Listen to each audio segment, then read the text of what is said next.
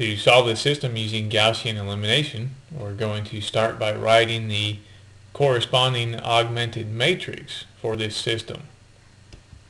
And we already have a 1 here in the top left corner, so we want to get zeros below that.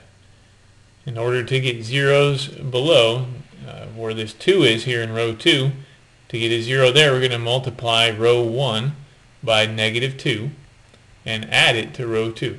That'll give us in that first column -2 plus 2, which is 0.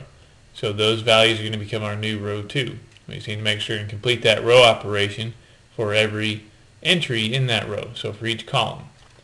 And down there in row 3, where we have that 3 in the bottom left, we want to get a 0 there as well. So we're going to multiply row 1 by -3 and add it to row 3. That will give us our new row 3.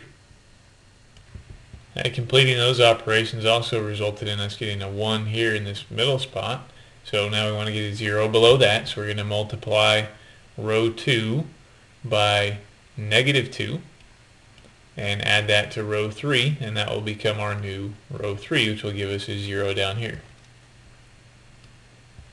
And completing that operation also resulted in us getting a 0 in that bottom right corner.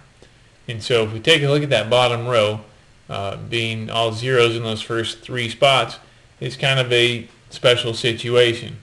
If I were to convert this augmented matrix back into a system of equations using my variables, my top row would say x minus 2y minus z equals -5, just like the first original equation.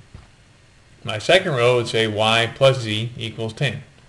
But my third row would say 0, because I have 0x plus 0y plus 0z, so that's just 0, equals -4. So there's no variable in that equation. And that is not a true statement. 0 does not equal -4. So that indicates that the system has no solution. So when I see a bottom row like that, that would tell me that that system has no solution. There's no more variables left. There's no way I can solve that equation for anything. And it is not a true statement. We cannot make that true in any way. So we can stop right there and say the system has no solution.